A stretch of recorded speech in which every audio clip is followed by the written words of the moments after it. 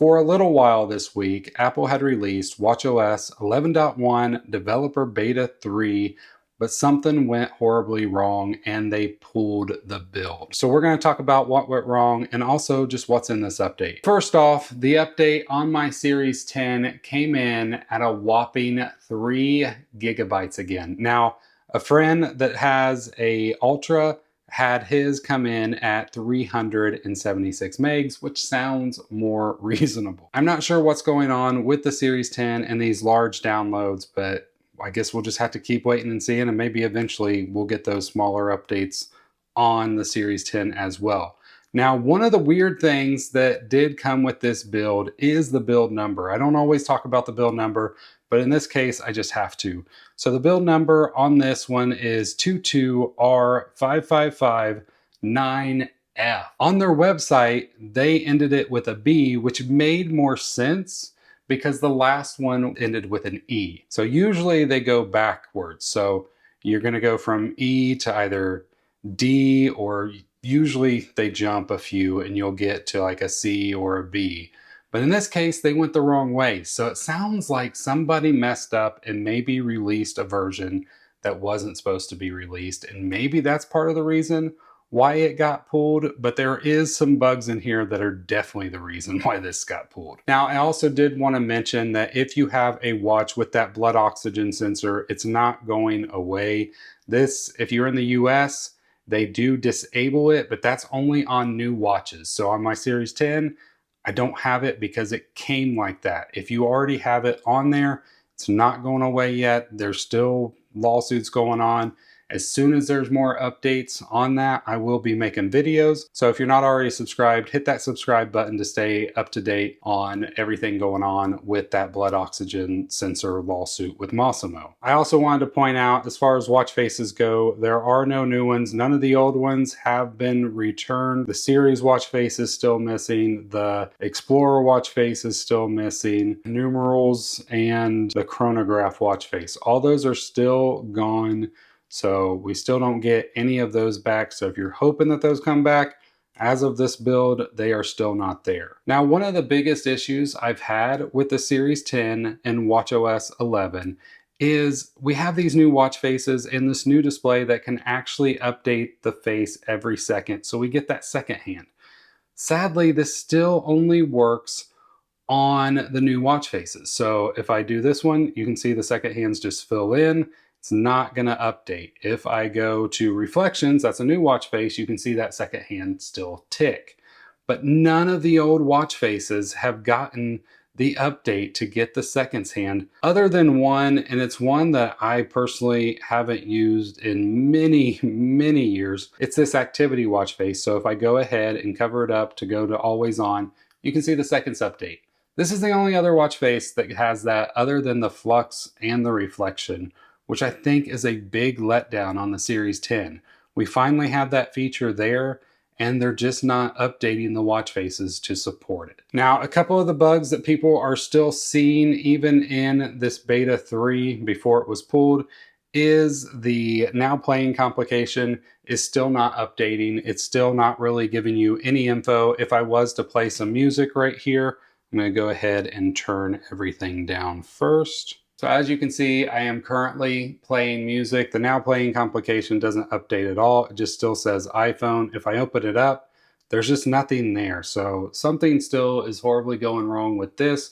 This is in the final version that's currently out, from my understanding, and has been in every beta as well. Hopefully Apple gets with that and fixes that soon. Another bug that I've heard people have issues with is with the wallet app. People have had issues with cards disappearing. So far with mine, all mine are there. I don't have any issues with that, but I've heard some people and multiple people say that they've seen cards disappearing ever since watchOS 11, and they're not seeing a fix so far in that beta 3. Now, the biggest bug and the reason why this app was pulled was with an issue with the Messages app.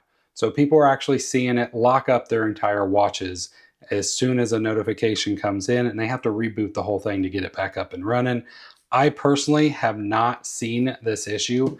Everything seems to be fine when I get a notification from messages. It just comes through, as you can see right here. Oh, look, it says like and subscribe. It's a good reminder. And everything works fine. It doesn't lock up the watch. It doesn't seem to be a certain watch. I've had multiple people say they have the Alto 2 and they have that bug, but I've also heard that the Series 7 and 8 also has it. Not sure about the Series 9, but it's definitely something that is affecting multiple watches. It's currently just not affecting mine, which personally I'm very happy with. Now, one user did state they were able to get around this, at least for now, by disabling notifications coming to their watch. It's not ideal, but if you're stuck on this beta and you're waiting for Apple to release another one, this is the way to do it. So if I go down, you go into the watch app. This is the easiest way to do this. On the phone, you go to notifications, and then in here, you should be able to scroll down to messages. You can say custom and just say notifications off. This will stop all notifications coming to your watch from the messages app. And at least I've heard it's helped at least one user. Maybe if you're having this issue, it will help you as well. I honestly held back this video because I expected Apple to actually release a new update by now, but they still haven't. Maybe one will come out today. I would be very surprised if we don't get one by next week at the latest, just to fix this issue for the people that did install beta 3. This is also a good reminder that if you're going to do these betas, you may want to have an extra watch around so you have the ability to do for testing. These developer betas are really meant for developers. We all like to have the latest updates and see what's new, but at the same time, there is that risk of losing the functionality of your watch. I also wanted to point out battery life on this has been worse for me. Beta 2 was actually pretty good. It started out kind of rough and then got better. This one so far has just been taking a little more extra than what it normally would. So right now I'm about 71%. My graph is also still not working. Like, I've had a lot of issues with this ever since watchOS 11. My last charge is not correct as well. I wish I wouldn't have charged it since Tuesday, because this is Thursday. You know, that would be great, but that's not the case. I charged it last night. I took it off the charger at 11 p.m. It's 9:30 almost now. I'm at 71%, which is a little lower than I should be. Normally overnight, I would probably be around 7% less. So I would have been at, like, 92, 93. And this morning I was at 85 when I woke up, and I actually went to bed later and left it on the charger a little longer. So I would have actually expected it to be even better than what the 92, 93 range. But it wasn't, because this beta's just been taking more battery power as well. Overall, Apple has pulled it. You can't get it anyway. This is just a warning. If you want to install these, there's always that risk that you may have issues. But you can be sure, as soon as beta 4 or beta 3 take 2 is released, I will be posting a video on it. So if you're not already subscribed, hit that subscribe button. And I just want to say thank you so much for watching. I'll see you in the next one. God bless.